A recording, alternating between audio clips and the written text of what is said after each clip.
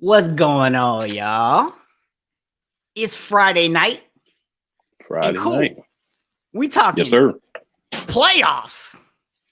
Not playoffs, but Yeah, playoffs. playoffs. Yeah, man. We got a lot of NBA playoff coverage tonight.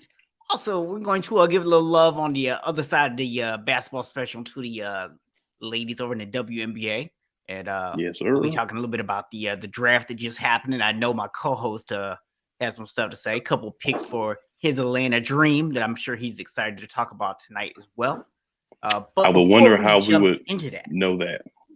I don't know, man. Just do it for the dream. For some reason, comes to mind. I don't know why. It's stuck in there. Yeah. Before we jump into that, though, man, for anybody who might be tuned into the show for the first time, allow us to introduce ourselves. We are the World Tag Team Champions of Interactive Sports Talk. Tag team champions. I'm your boy Stephen Box, aka Box Talk Sports, and I'm joined by my co-host. His name is not Do It for the Dream. No, it's not. That would be cool, McCain. But we are going to do it for the dream. Let's go. Because we are the Play Play Call.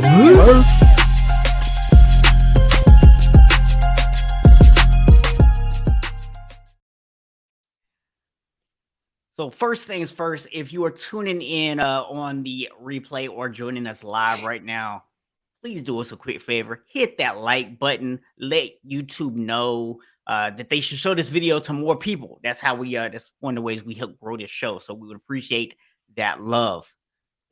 So, Yes, so sir. It's cool, all man. about that growth. So cool, man. Since you have Do It for the Dream up here already, let's start off with the WNBA draft tonight, and particularly, we can go ahead and actually start that conversation off with what your Atlanta Dream did with the number one overall pick. Yes, sir. So we actually had the number one overall pick and the number 15th pick, which was the third pick of the second round. For those of you that may not be aware, the WNBA has 12 teams. So picks 1 through 12 obviously are first round, picks 13 to 24 are the second round, and 24 to 36 are the third round. So in the first round, the Atlanta Dream made a trade. We talked about it last week, so I don't need to continue to rehash it. But they basically gave up the number 14 pick to move up from 3 to 1 and draft the best player, in my opinion, in the draft, Ryan Howard, guard from Kentucky, shooting guard. She has the versatility where she could play in the post as well. A couple of quick points about her. 3-time. She led her team in scoring with over 20 points a game. All-American for 3 years straight. A dynamic scorer, puts in work on the defensive end as well. Very high basketball IQ, and definitely was the player that you were targeting if you had the number one pick. We had the number 3 pick. We would not have been able to get her there. So we had to make that move. We did it. We got the player that we wanted. And she knows that the Dream is an organization that wants her there because we even went the extra step of saying, let's make sure we can go get her and let's hop to number 1. So very excited about that. One of the things the WNBA does is you get a call from someone that's close to you on this phone that they have after you get picked. So for her, it was actually Devin Booker. As you know, they were at Kentucky for 1 year at the same time. So, and he's been a mentor for her. So he was able to call her and kind of let her know he was proud of her. He'd be in her corner. He'd be supporting her, and things like that. And when you have guys who are in the NBA, went to your school, and they're giving you that love and that support as well, that means a big difference than when you're, some of the people that may not have that support, or you just don't have that support from your brother league and then players that were on the team the same time as you, even though they were playing on the guys' team. So that was kind of big. And we also picked up Naz Hillman at number 15. She's a power forward, highest ever player drafted in the WNBA from Michigan. She's a banger. She gets it on the boards. She's very aggressive. She's going to play hard. She may not be someone that has a big role year one, but projecting and looking down the line, this was a great pick at 15. I was concerned that we would not be able to get her at that point. But when I saw her there, again, I'm thinking the same thing the Dream's thinking, like, okay, Nas Hillman's going to be here at 15. That's someone we want to go target. And that's what they did. So they were able to get someone that's going to be able to play in the post. It's going to be able to be a part of the defense, the rebounding, and build that part up and be someone that can learn from some of the older players that the Dream have now, as well as you got someone who should be able to be a superstar, has superstar written all over them, that's going to be able to come in and maybe not year one, but in the future, this organization is going to be Ryan Howard. So excited that those picks were able to happen, especially since they were for my team. Yeah. But the Dream wasn't the only team that had a good draft. So we don't want to just talk about one team here. We're talking about the WNBA. So a couple more teams that had some pretty good drafts. Just want to highlight some of their picks. We're not going to give them as much detail as we did the Dream because they're not the Dream. But Washington Mystics had a pretty solid draft. They were the ones who actually traded with us. So at number 13, or excuse me, at number 3, they picked Shakira Austin, a very beautiful young lady, center from Ole Miss. She has a very high upside, and she's a player that a lot of people have confidence. And she was in the mix, at least, to be the number 1 pick even before the trade, but just not the same level of consistency, and hasn't shown yet the talent, that Ryan Howard has, but definitely a lot of upside. She played for the Huskies. She had a big game, played for Ole Miss. She had a huge game against the Huskies when they played. She's being a little up and down, and then, that happens. So it's just a matter of her getting in, doing her thing, and becoming the player that they're projecting her to be. They also drafted Kristen Williams, which was a shooting guard from UConn. A lot of people paid a lot of attention to UConn, what UConn does in college basketball, and how many players they normally put into the WNBA. And then she was a second pick in the second round. So right before, we got Nas Hillman. She's a great pickup. She plays defense as well. She's a shooter, championship pedigree from UConn. So she's someone that can come in, handle the pressure. And, she should be another great pickup for them as well. Now, the LA Sparks, a few more ladies, so we don't want to go into too much detail, but just highlight some of the people. Ray Burrell, shooting guard from Tennessee. Kiana Smith, a shooting guard from Louisville. And the Sparks are a team that's going to need to be younger at that position in the next couple of years, because a lot of their ladies that are playing those guard positions are getting a little bit older. So they're going to need to have that influx of youth, people that can come in now off the bench, help out, play roles. If you have injuries, who can see who can be able to step up and help out. So that's going to be good for them as well. They did get Olivia Nelson Udoa, who was the center for UConn. That's another good pickup for them. Same championship pedigree. So many details we're going about them, but our show, so we're not going to do that. And then also they got Amy Atwell, small forward from Hawaii. So they were able to go in, identify positions that they needed help in, that they needed to get some youth for, and they were able to do that. New York Liberty, they drafted Nayara Sabali. Her sister is already in the WNBA. She won't be playing this year due to an injury, but the Liberty knew about that before they drafted her. They also went big again with Lorella Kubaj from Georgia Tech and Siko Cone from Mali, another center. So they went with 2 power forwards and a center in the draft. So obviously the Liberty understand that they needed to tighten up and get bigger to compete with some of the other teams. So that was something they accomplished with their draft picks. Connecticut Sun, Dallas Wings also had, solid drafts filling needs, as well as the Seattle Storm. So a lot of teams went into the draft and said, we have needs. We are going to take care of those needs, and we're going to make that happen. And then also, shout out to the Indiana Fever. So anyone who watches or follows the WNBA saw that the Indiana Fever probably had 7 picks, right? They were able to get almost a whole new lineup in the draft. Obviously, they were one of the worst teams in the league last year, so some turnover was needed, some influx of youth. So I think they did a very good job in taking the picks that they had and using those to better themselves as well. So a lot of excitement, off of a big a big women's college basketball tournament. Now we got a lot of those ladies that are now going to the WNBA and are going to have an opportunity to have at least a significant role in their teams. So again, encouraging everyone, find you a WNBA team or just watch the ladies just out of the fun of it. You'll definitely enjoy it.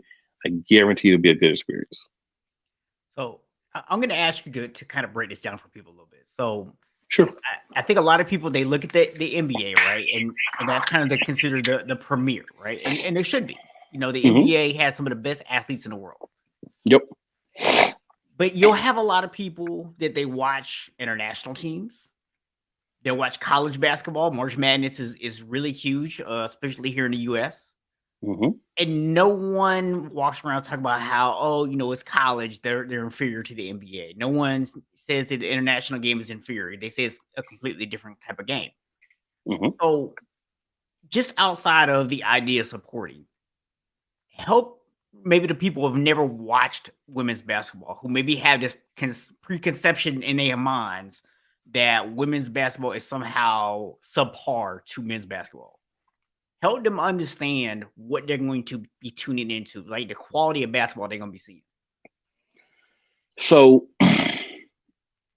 for most people, this is not everybody, but for most people, you watch the NBA, you complain about dribbling, guys running in for fouls, guys having low basketball IQs, just disjointed, discombobulated when they're playing, long streaks of bad shots, bad decision making, a lot of ridiculous turnovers.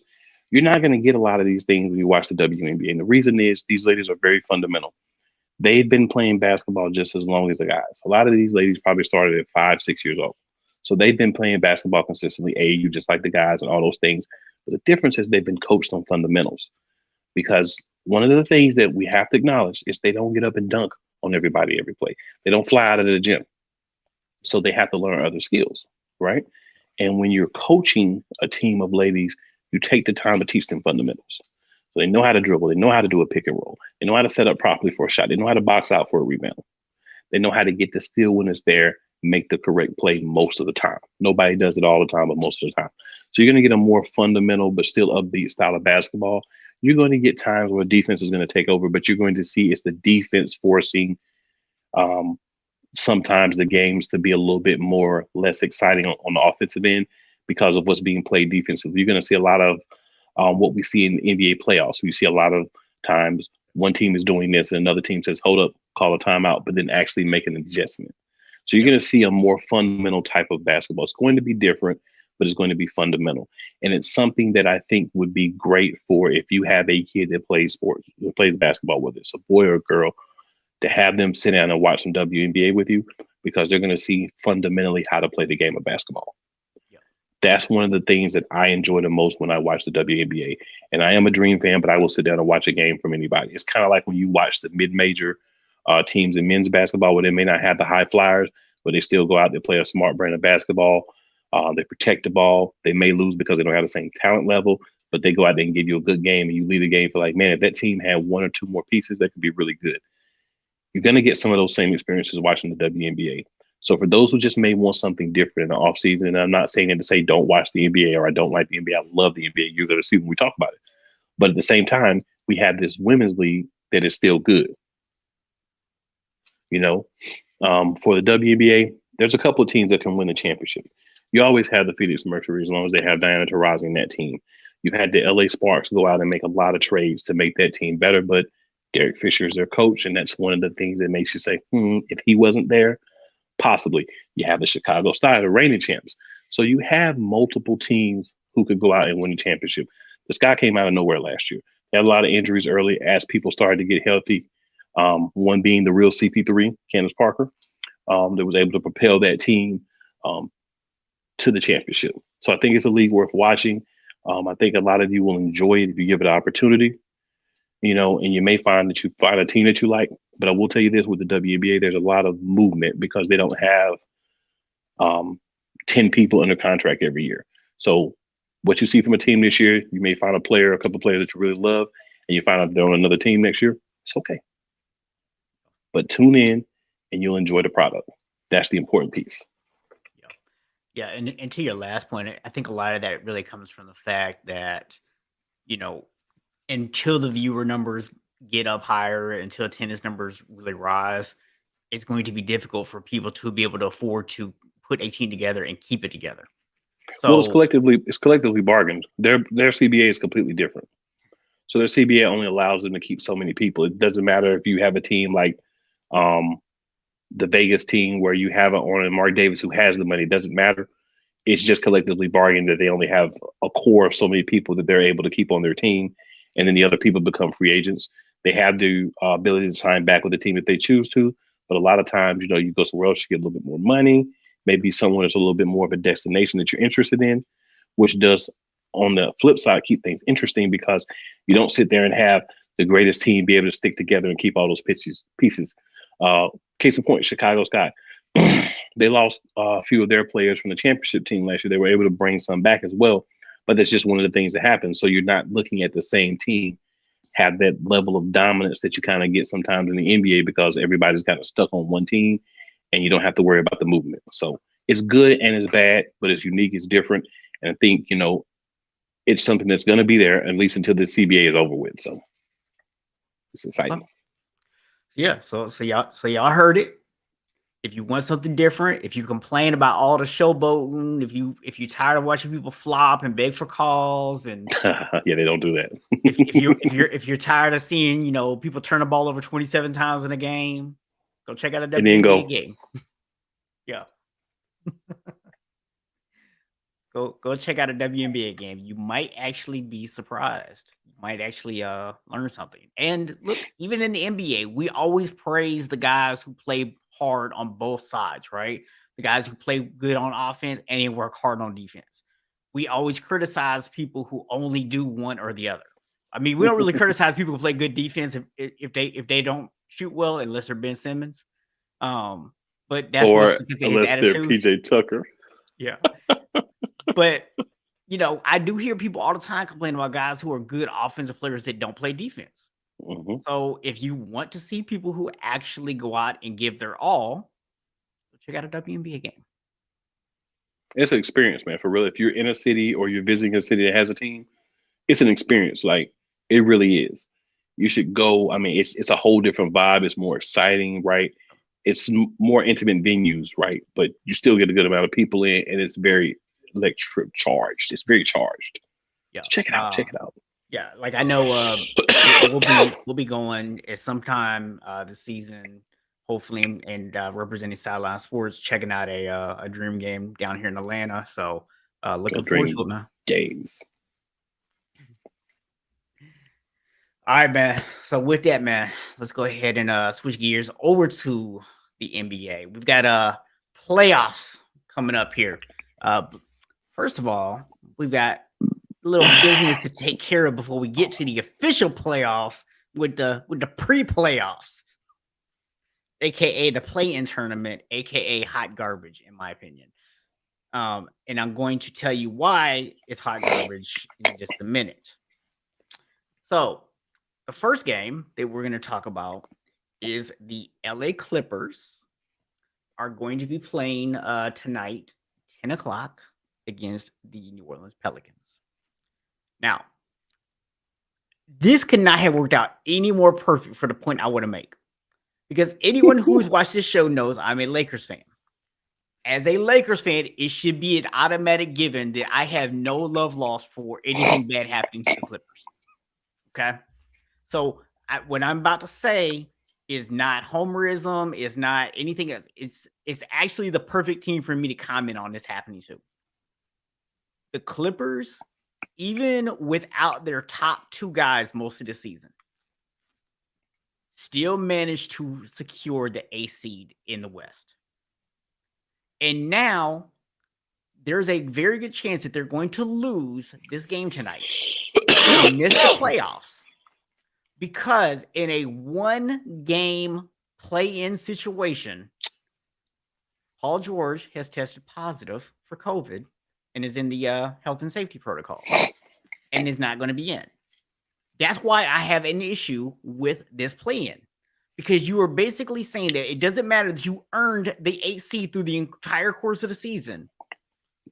One injury, one reason somebody can't be in, any little thing that comes up, and you lose one game, and now you're out to a team that didn't win anywhere close to as many games as you did. I have an issue with that. Well, I'll say this. I would like to slightly adjust your statement first. So you claimed the AC through the regular season, but you weren't good enough to get a top 6 seed, which placed you in a position that you knew beforehand you were going to be in if you were not a top 6 seed, that you would have to play your way in. Whether the play-in is right or wrong, we could go back and forth on that all night. I don't really completely disagree with you. I think it has some merits, but it doesn't have a lot. Let's just be honest. We look back to the games that were already played. The Clippers with Paul George had an opportunity to say, I don't even have to play tonight. All I got to do is go out and beat the Timberwolves. And guess what? With Paul George, they couldn't do it. Had they done that, they wouldn't be in the situation they're in. So technically, because they were the 8th seed, they get 2 games and they only have to win one of those 2. Right? Yeah. They already lost one that they should have won with Paul George and Norman Powell back, but they couldn't beat the Timberwolves. So the Timberwolves are sitting pretty at 7th, and you're having to play the Pelicans, who do have a good offensive onslaught they showed us the other day when they decided to beat up on the Spurs. Winner plays, loser goes home. It does add a little intrigue. It's not enough for me to be like, oh, I'm going to disagree with my co-host and be like, oh, I think it should stay. I mean, honestly, if it's there, it's there. If it's not, I don't miss it, right? It's like lettuce on a burger. It doesn't add anything at all. Like, yeah, it's like lettuce on the burger. I mean, if you put it on there, cool. If it's not, it doesn't really, that's what the play-in tournament is to me. But I think, for the record, I'm gonna be upset if you put crunchy water on my burger. Just saying. Some watercress salad on your burger. But no, I mean, it's just that. Like, it's like a little additive. Whatever's whatever. If it's not there, so what? If it's there, fine, I'll eat it. That's how I kind of feel about it. I think the Pelicans are in a pretty good situation. But here's what I want people to remember. We have these extra games. NBA is getting a little extra money. That's cute and that's great and all. But then whoever wins this game has to turn around and play the Suns. Yep. So your reward for, winning a game against another inferior team is you're going to go get spanked in probably 5, maybe 4 games in the next round. So congratulations to whichever one of you win. You become fodder for the Suns. Now, I'm glad you brought that up because that brings me to my other point of why I don't really like the play-in. So as of right now, every single team in both conferences knows who they're playing in the first round. They can already start watching film. They've already been able to prepare for a full 2 days, except for the 1 seeds. Now, I don't think that that's going to necessarily cause a problem for this 1 seed in the West, right? Either one. Yeah. Or the East. Yeah, or the East. But at the end of the day, you are now looking at the fact that the 1 seed is at a bit of a disadvantage in comparison to some other people for the fact that they're now having to wait extra time to even start preparing for the playoffs. Otherwise, they got to start watching film on multiple teams. Now, we can look at this year and go, okay, but that's not a big deal because neither one of these teams are a threat to the Suns, right? But what happens if you have a team who maybe had an injury that's actually a really good team, and that team ends up in the 8th seed, and they actually are a threat to beat you? Now, see, that's a whole different game now. I mean, we talked about that a couple years ago with Portland when the Lakers would have won. Here's my thought on that. So you make a point, but we had this situation in the Eastern Conference. But guess what happened? The better team, the team who probably would be a top 4 seed without injuries, went in and spanked the lesser team and became the 7th seed. And that would be the Brooklyn Nets. So what I think would happen in your scenario, as it did with them, you have that 7-8 game. If you're really that much better, you're going to at least probably be the 8th seed. If you're the 8th seed, that 7-8 game, you're going to go and wipe the floor with them. Now, if somehow Brooklyn would have been the 9th or the 10th seed, but honestly, my only argument with that is simply this. those teams that were 9 and 10 were not good enough. Most years they're not. What up, Biggie? So basically, because they're not good enough, you're not going to have situations where you're going to have a team that, even without injury, should be higher, getting lower than probably seventh with the plan.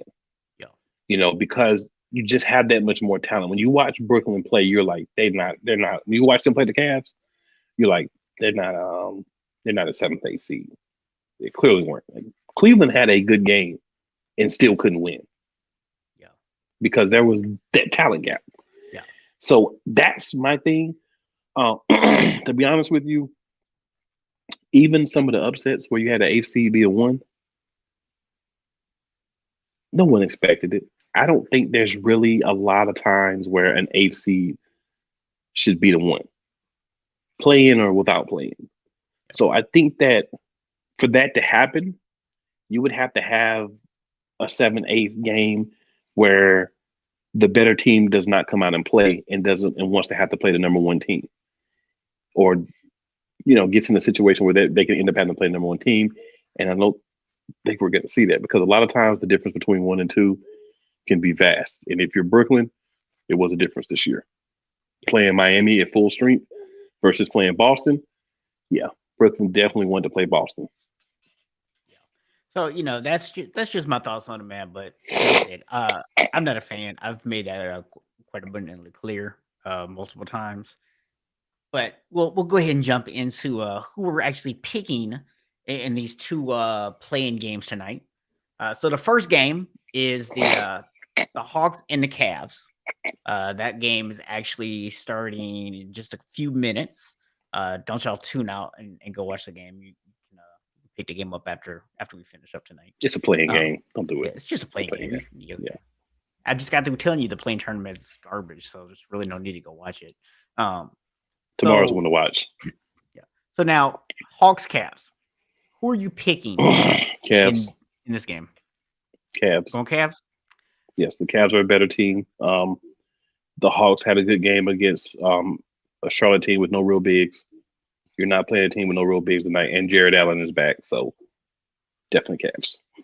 So I've got to caveat this one a little bit. If Jared Allen can actually play significant, meaningful minutes, Cleveland wins this game.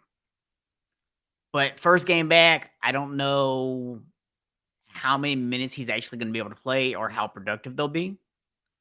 And if he doesn't get a lot of minutes or isn't very productive, I'm actually going to pick Atlanta in this game. And he's also going Cavs. So yeah, you got Evan Mobley. You got Kevin Love. You have bigs, even if Jared Allen plays like 5 minutes. Yeah. But him being back, he should get 15, 20. If he gets that, yeah, that rotation. So we'll see. Then we've got the aforementioned Pelicans at Clippers. Now, the Clippers obviously played a lot this year without Paul George, so they know how to play without him. I would say they know how to win without him, but I'm being a little loose with that terminology because they are fighting for the eighth seed. Mm-hmm. I actually like New Orleans. I'll say this: if they had Zion, yeah, I pick New Orleans. I pick New Orleans. They don't have Zion. They had a good game, but again, they were playing a Spurs team who two best scorers just couldn't really get off. I'm actually going to go with the Clippers. I think the team that they have now, they're more used to playing with.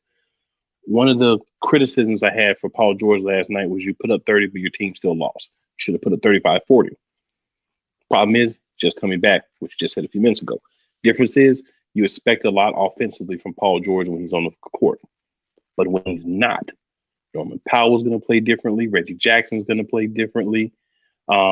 Maxey. So many different guys are going to play more aggressive without him, and they're used to that. That's the way that got them where they're at. So I think when you take Paul George away, it's not a negative. It's actually going to make everyone else step up, and the Clippers are going to win this game. Side note, if you are a Blazers fan, you are actually rooting for the Clippers because if New Orleans wins this game, that means the lowest pick they can get is 15. The problem that you have is the pick that you're supposed to be getting from them is protected, but it's only protected from like 5 to 14. Which means if it falls anywhere outside of that 5 to 14 range, you don't get to pick. Instead, you end up getting Milwaukee's pick like 3 years from now. And I think we would both agree that barring, Giannis leaving Milwaukee in 2.5 years, that pick's not going to be worth anything. Plus, it's 3 years from now. So who really wants that? Right. So yeah. So you're going Clippers. I'm going Pelicans. Yes, sir. Okay. All right. So And let's I'm jump going into Cavs. You're going Hawks.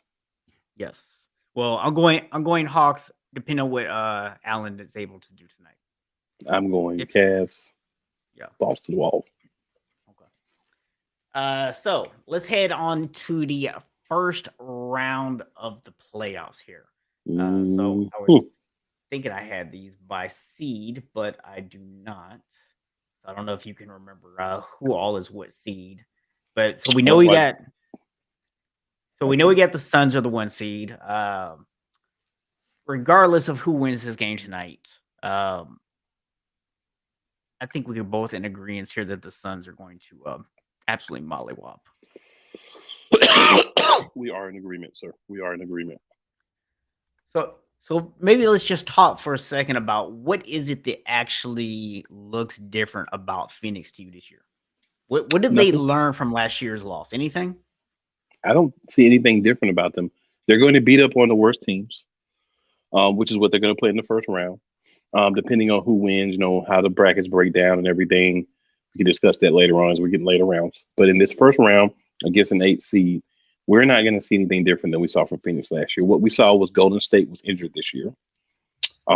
Steph got hurt. Clay was hurt, and then trying to reacclimate him to the system. So we saw them be lower than we anticipated them being. The Jazz were actually hanging around the top for quite a while, and they kind of fell back this last quarter of the season. We saw Memphis make a jump that a lot of people didn't expect. So basically, we haven't really seen Phoenix go out and dominate. They have a good record. They've beaten a lot of teams, but they have some losses that make you be like, how did they lose to that team? So the thing about Phoenix is, I don't think they've learned anything. I think they're the same team they were last year. They're a little bit more seasoned. They may not, in a big situation, I won't say choke, but kind of, I guess it is choking. I guess that's the best way to say it. They won't kind of choke in some of the big situations. Certain players won't because they've been there. Yeah. But I still don't believe Phoenix has enough at center to contend with the teams from the East that are thriving with big men. And if they are the team that makes it there, that's going to be a detrimental piece to them. So I don't think that they've really learned much of anything. Yeah, I think, people also maybe kind of forget last year. This is the Phoenix team that until Anthony Davis got hurt again, looked like they were on the ropes against the Lakers in the first round. Then they went on and they got an injured Denver team.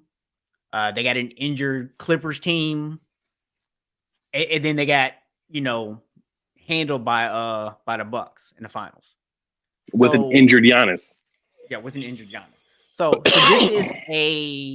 this is a team that looked really good throughout the season. And I was curious maybe if I was missing something, because I actually had the same thought you did. I'm like, they don't look any better to me. Like maybe they're a little bit more focused, but this team doesn't look like anything special. Like I'm not seeing extra intensity out of them. I'm not seeing all this growth. I'm not seeing anything that makes me say like, oh, they're getting ready to just run through everybody. So I was just curious if maybe I missed something. I was like, well, maybe my co-host saw something I didn't see, but no, okay, did not. I mean, I do get, you got CP3, you got Devin Booker, that's gonna take you pretty good distance. I don't know if it's gonna take you all the way. We'll talk about that. So let's jump over to the East real quick. We're just gonna keep we'll keep this with the 1 seeds. So Miami's gonna be playing the winner tonight out of Cleveland and Atlanta. I'm just gonna put it like this because you've already come out and said that you don't think that either one of these teams are going to be a challenge. Which team do you think will give Miami the better series? I think the Hawks actually would give them the better series. I don't have them winning, but I think they would give them the better series because of that run that Atlanta was able to make last year. And Atlanta is very familiar with Miami. Same division. They played quite a few times during the year. They would be comfortable playing in their gym. They'd be comfortable playing against them, and they kind of know the things to expect from Miami. So I think they would be the better matchup for them, but I don't think they can beat Cleveland to get there. Okay. So what do you oh, by the way, we didn't say Phoenix. What's the how many games you taking? You know what? I'm going to do a gentleman's sweep because I think anybody can get up for one game and win. You always think somebody can get up for one game and win. And they normally do. We don't have a lot of 4-0 sweeps. I'm actually going to call this one a sweep. I'm actually going to go 4-0. I mean, I just feel like they can win one. You feel like they can win none. Yeah. We're on the same thing here. Now, Miami, on the other hand, is a different story. I would maybe even give Atlanta 2 games against Miami. I would give Cleveland 1. I'd pick Cleveland. I'm giving them 1 as well. So I'm going 5-game series, gentleman sweep. Possibly a 6 game with the Cavaliers winning 2, but we're going to go ahead and go 5-game series, 4-1. Okay. So we'll go to the 2 seeds next. They'll be matched up against the 7s. So over in the West, we have Memphis against Minnesota. Diggy. Memphis. If you don't beat Minnesota, I'm going to spit flame all over you next week. Period. As a matter of fact, I'm calling this one a sweep. 4-0. Minnesota has no heart as a team. Patrick Beverly's just going to go push somebody in the back, do something stupid. They've already had their championship. They had confetti falling because they won a playing game. They're not prepared for this. Memphis, you better go get in that sweep real quick. And if you lose this series, I'm spitting flame on you forever. I'm going to give Minnesota a little bit more credit than you're giving them, but not much. I'm picking Memphis in 5. Now, one that's going to be intriguing. Boston and Brooklyn. Brooklyn in 7. Brooklyn is the better team. Brooklyn has the most dominant scorer in the NBA on their team, and he's back and ready to play. He don't brush his hair. He don't put on lotion. He don't eat. He play basketball. Didn't you just tell me the other day he got a haircut? He still don't brush his hair? He just finally got a haircut. You know what happened when Samson got a haircut? Well, listen, you probably haven't been watching, but it doesn't get much longer when he does or doesn't cut it. So it's not really a difference. I know. I just, had to throw something out there. So here's my thing. When I look at Brooklyn, obviously KD, monster, right? Kyrie, we know he's capable of having those big games. But when I look at Boston, I think they're deeper. And I think just KD by himself and Kyrie can probably get 3 games out of this series. They might even pull all 4 off and win the series. I'm not counting them out by any means. But I think because of the depth that Boston has, I'm actually going to pick them in 7. Well, you're forgetting that you got guys like Seth Curry, who he does one thing, but he does it really well. He's a shooter. You got guys like Patty Mills. Excuse me. You got Andre Drummond, who's a fairly decent centers, double-double machine. You got Nick Claxton, another big that's athletic, young, can play. So you have pieces around them. Obviously, if you're talking about this game, you're talking about KD and Kyrie, but there are enough other pieces around him. The ageless wonder, we'll call him, Blake Griffin. So they've got people that can help them do what they need to do in supporting roles and get enough points to take care of Boston. And the reason I say that is Boston is habitually right on the edge of implosion, like every year, right? Mhm. We talk about them about to implode, the team. They almost like Miami was that game where everybody's fighting on the court, but they don't do it on the court, but you hear about it, right? Yeah. And I just feel like Boston had a very impressive regular season. Jason Tatum has shown over and over again who he is. You know, his co-star can be just as good at times. But the problem is to beat Brooklyn, you have to outscore them. Boston does not play enough defense with their current lineup where they're going to be able to go out and stop Brooklyn from scoring. And let's get this straight. Brooklyn is not playing a lot of defense. Brooklyn is not coming to beat you by stopping you. Brooklyn is coming Brooklyn, to beat you by putting the ball in the basket way more than you. That's how Brooklyn's going to Brooklyn, win. Brooklyn's not even playing a little bit of defense. Let's forget about a lot of defense. A couple of the bench players play some defense when they get in. You know what I'm saying? KD blocks a few shots. Kyrie will try to take a charge or two. Yeah.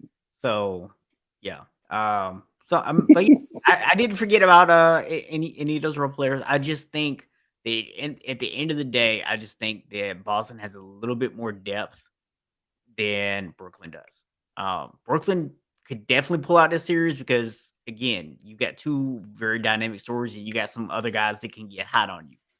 But I just think that Boston's going to pull this one out in 7. So we're in disagreement on that one. So heading to the 3 seed, so a matchup I know you'll definitely be paying close attention to. The Denver Nuggets against the Golden State Warriors. So how are your Nuggets gonna fare? Not very good. If they win this series, I will be very, very excited. I'm not picking them to win this series because um, Jokic is good for 2 to 3 wins, but they need 4. Yeah. Um, if they can take this to game 7, that's their best chance to win, getting it down to 1 game. The problem is Steph Curry is going to be back for game 1. Jamal Murray could play, but he's probably not going to play and all that crap. Fact of the matter is, if he hasn't played a game by now, he shouldn't even play. We shouldn't even be talking about if he's going to play or not. We should be saying Jamal Murray is out for the playoffs right over there beside Michael Porter Jr. because that's the truth. Yeah. So when you look at the team that they have out there, got a lot of guys that can step up from time to time, but you would need 2 to 3 of those guys. You would need guys like Bones, Highland. Oh, another guy who's not going to be playing, Falco Compazzo, very important piece to the team. Guys like Austin Rivers. You need Aaron Gordon to have 4 very strong 25 plus games. The same games that Jokic has really strong games. The games that Highland, the games that Rivers, the games that Monte Morris, Will Barton, some of those guys all together. And truthfully speaking, that's a lot to ask for 4 games. So there's just not enough there this year. Hopefully, when everybody's back healthy next year, the experience that the other guys get, we can make more of a push. But it's a tough ask for this team. And I don't think they can do it, but I think they can push it to at least 6. If they can push it to 7, 1 game, they have a chance. But if I'm picking Golden State in 7. Yeah, I think some of it is very dependent on if Steph is in fact able to play game 1. He is. If not, well, they're saying he's probable, and he's saying he's optimistic, but they haven't said for certain that he's playing. So He's playing. if he doesn't play and you can maybe steal game 1, that might help you push this to 7. But otherwise, I would say 6 would be your maximum. I want to say 5. I want to pick Golden State in 5, but I do feel like Jokic is going to get them at least 2 wins. So I'm going to go Warriors in 6. Sorry, I said 7. I did mean 6. Okay. So Yeah. we are both taking Yeah. Warriors in 6. Yeah, that's what I meant. Yeah. All right. So jumping over to your other NBA team, the team that you cover, the Milwaukee Bucks versus the Chicago Bulls. Chicago was healthy. This would be a very good series if Chicago was playing like they were, earlier in the season. They've had some injuries. Milwaukee's on a quest to repeat. And I don't think Chicago is going to be able to stop that quest. I would say Chicago's going to win a couple of games because I think, actually, they're going to win a game. DeMar DeRozan is going to come out and have a 50-plus point game, and they're going to win that game. That's probably going to be game 3, their first game back in Chicago. But I do have Milwaukee winning in 5 at home. Yeah, I mean, it's easy to look at Lonzo Ball being out and see where that's going to cause a lot of problems for them. Number one, you're losing your glue guy. You're losing the guy who actually allows all those scores to have a connection point. The other thing is you're losing a really good perimeter defender, somebody who can actually go guard some of those guys like Chris Middleton. But with that being said, you still have an insane amount of firepower on the Chicago team. So I do believe they can win a game, but they have absolutely no answer for Giannis. Not that anybody in the league at this point has an answer for Giannis, if we're being honest. They definitely don't. Yeah, but they definitely don't. Yeah, but they definitely don't. So Yeah. yes, I'm actually going to take Milwaukee in 5. Yeah. All right. Chicago, y'all are kind of like Denver, man. Next year it'll get better. Oh my goodness. So coming down to our last 2 series here, we got number 4 Dallas against number 5 Utah. So I gotta tell you, man, you talking about earlier, this Boston team seems like they're constantly on the verge of imploding. This Utah team is not on the verge. They are in full descent. The implosion has already occurred. There are fireworks, and their saving grace in this series is going to be what in the world is going on with Luka, because they've already ruled him out game 1. They're saying he might not even play game 2. It all sounds very much up in the air. If Luka cannot play, Utah will win the series. Even if Luka misses 2 games, then I'm going to pick the Mavs in 7. Because that's how bad this Utah team is, in my opinion, right now. Well, I'm going to say this. We have 2 teams here that do the same thing every year. They look pretty good in the regular season. They approach the playoffs, and they begin to show us who they really are. Dallas is very Luka dependent. A lot of people, including my co-host, give Luka more credit than I do at this point in his career. The reason that he gets more credit from other people is because they don't pay attention to a simple thing. Luka's been there for many years. Dallas has never been out of the first round with Luka. Why is that? We can go and we can try to place the blame on Tim Hardaway Jr., the coach, his surrounding pieces, blah, blah, blah. No. The reason that the Dallas Mavericks have never been out of the first round is because Luka Doncic has not matured to the point to be an NBA point guard. So in order for him to be successful, one of 2 things has to happen. Either 1, he's going to have to switch to the 2 guard, allow someone else to be the ball handler, and look for his shot. Or 2, in situations where you're not on or where other guys have better shots, you're going to have to use the court vision that you supposedly have, and you're going to have to go and you're going to have to be the facilitator at times. You cannot always be the guy that scores. You can score 50 points and still lose. It's happened to you. You're going to need to make your team better if you want to proceed past the first round.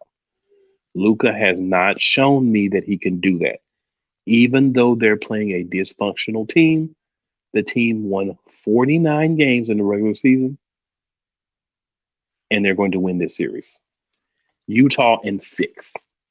So allow me to correct something you just said, since you decided to include me in the list of two. I'm not giving Luca too much credit. I'm very aware of Luca's flaws. What I'm saying though is, despite his flaws, if he's not on the court, then Dallas has zero chance of winning this series. But is that true? Yes, it is. It is How is very that true. true? They don't have anybody else that can pick up that slack. They have a guy named Spencer Dinwiddie who's a pretty good scorer He that is. they And picked up. and I was just about to tell you the reason why Dallas has been doing well is Dinwiddie. Completely agree. But I do not think that him by himself is going to be enough. As dysfunctional as I think Utah is, I think if he's the only real threat, they're going to be able to handle that. Him and Luca have actually played well together. So with Luca in the lineup with Dinwiddie is going to be good. Now, if Luca goes out there and starts trying to play hero ball like he did last year in the playoffs and all that kind of stuff, then that completely changes things. I'm going to make an assumption that the Dallas team we saw down the stretch before Luca got hurt is the team that we're going to see in the series.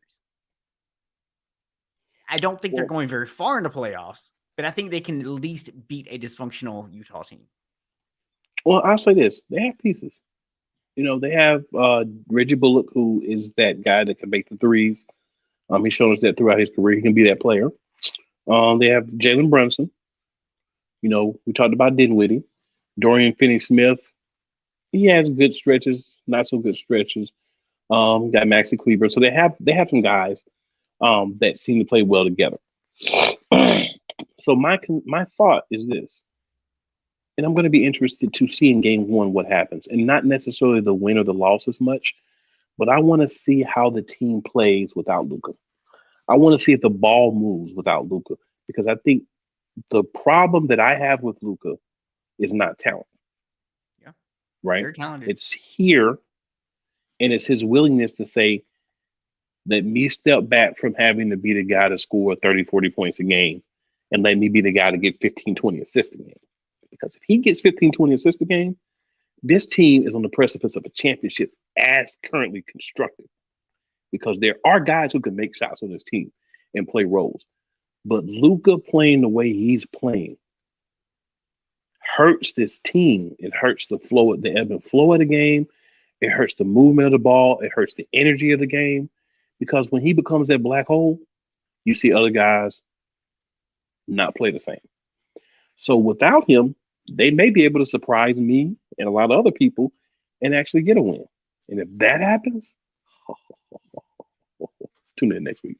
That's all I'm gonna say about that one. Tune in next week. We will see, man. We will see. What's your final on this one? You're taking Utah in how many games? 6. Okay. I've got this going 7 either way. If Luca only misses the one game, I got Dallas winning the series.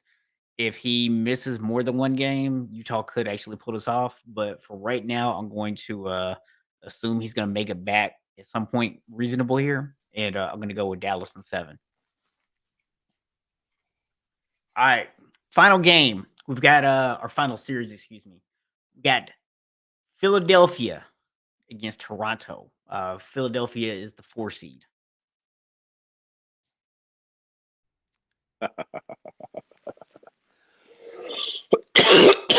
Sorry, guys. I'm a little dry here. It's all good, man.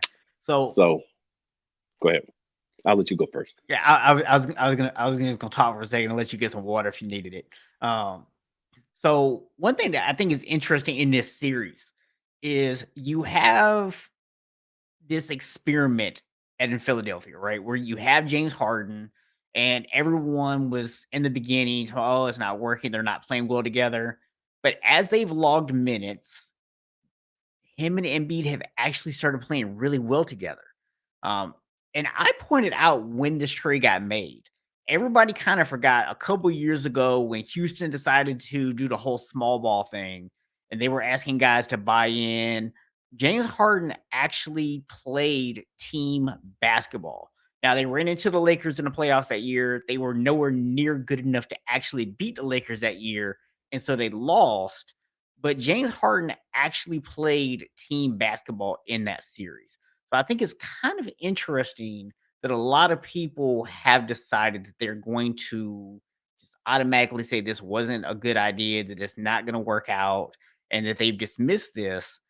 But if you actually look at this combo of James Harden and Joel Embiid right now, they're actually playing well together. They're actually doing it. So I don't know if you heard any of that or not. I see you got your Bluetooth on. So, I heard all of it. okay. I'm one of those people you're talking about. Yes. I am one of the leaders of the people that you're talking about. Until James Harden gets in the playoffs and shows me and shows the rest of the world that he could not only be a team player, but step up, this team cannot win. I am sorry, Philadelphia. I'm an Eagles fan. I'm not a Sixers fan, but I don't hate the Sixers. Here's a simple fact. You're depending on a guy who time and time again has shown us in the big situations he cannot get it done. He may play team ball. He's not going to make the big shots. He's going to choke a lot of them away, make a bad pass, get upset, whatever he does. We've seen him do it all. What we haven't seen him do is come out, put up big games, and close out games in very important games. That's what James Harden does not do. James Harden comes out in this series and he becomes that player, or in this playoff and becomes that player, I'll give him his props. But until he does, I am going to let history guide me. I'm going to use the wisdom of years past. And what that tells me is that the Philadelphia 76ers are in trouble because they're going to depend on a guy who is very undependable in the playoffs to be the guy. They're going to throw defense at him from guys like Fred VanVleet, OG. I'm not even going to try to say his name, but they have several different guys who they're going to be able to put defensively on him. He is not going to get a lot of open shots. It's the playoffs. He's not going to get all those flippity flops and leg flop outs and all those things that he gets a lot more in the regular season. We're going to see the attempts at the line probably go down. And let's not forget, Toronto is one of the better defensive teams in the league, and they have several big men that they're going to be able to throw at Joel Embiid. So they're not going to have the problem that a lot of teams have when they play teams like them, Denver, and Milwaukee, who have that extraordinary big man. They have multiple bodies to throw. They'll be like, hey, you get him in foul trouble? Okay, come on. Oh, he's in foul trouble too? Oh, come on. Oh, got him too? You slide dog, you. Come on, bro. They're going to be able to throw 3-4 guys at Embiid and make him work for everything. Those guys also have offensive ability, which means that Embiid is not going to be able to sit on the other side and have play defense. So they're going to challenge him offensively. They're going to force him to play defense, which is going to tire him down quicker, and force the ball into the hands of who? James Harden. And why would they do that? Because that has come over time to be the move in the playoffs. Now, can James Harden show us all that we were wrong about him? Absolutely. Does history say he will do it? Negative. I am going to use my historical beliefs as well as what I've seen from him in big games since he's been in Philadelphia and say he'll make a few shots. He's not going to go out there and go 0 for 16, right? He'll go 5 for 20 or something like that. But he is not capable or has not shown the capability in his career to be that guy, even number 2 in the playoffs, and definitely not number 1. That continues. Sixers is going to cost you. So how many Toronto wins 7.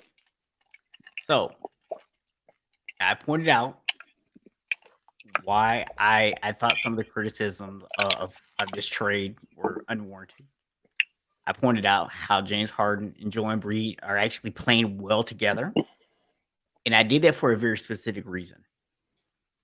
And it's because I want to make sure that when this series is over, that the Toronto Raptors get their due respect.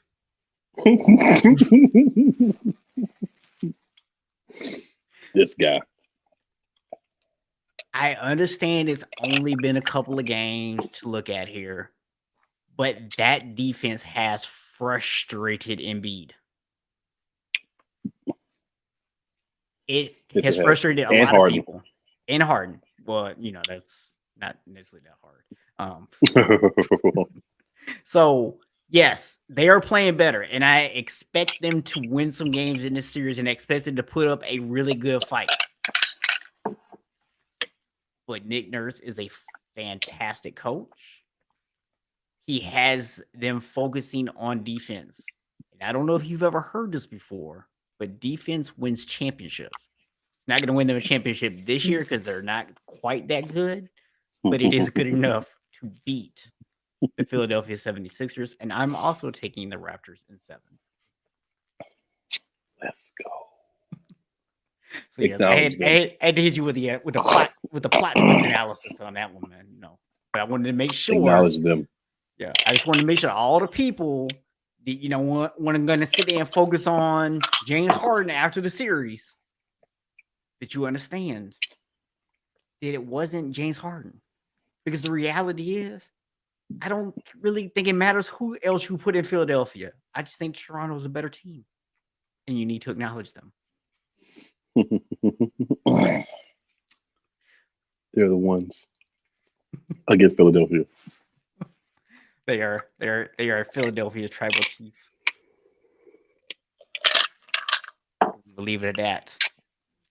So we are at our time limit for this evening. Appreciate everybody who tuned in. Appreciate everybody who joined in the chat, man. Always appreciate the love. If y'all haven't already done so, please make sure you hit the like button because that's what lets YouTube know that they should show our show to other people. And if you haven't already subscribed and hit the notification bell, what you waiting on? Just go ahead and do it. You know what I'm saying? Like, make it happen. So we will see y'all back next Friday night, 7 p.m. And we'll be talking a whole lot of NBA playoffs. And if anything else exciting happens, we'll talk about that as well. Memphis, don't let me down. This guy. Any closing comments you want to say to the people, man? Wednesday night, 8:30 p.m. to 9:30 p.m. Eagles Elite Podcast. You popping off this week. Yep. All things Philadelphia Eagles, all the time. Yep. And we will have 2 ways for you to check that out. I'm sure Cool will post on both our Twitter at Replay Callers, as well as on our Facebook group, the link to the Eagles Elite Podcast once he has that set up. And then also we will have a playlist for that on this very YouTube channel right here. So you can check that out, and that will link you directly over to his site as well. So either way, got it. So if you're an Eagles fan, make sure y'all go check out my boy Wednesday night. We'll holler at y'all next week. Acknowledge me.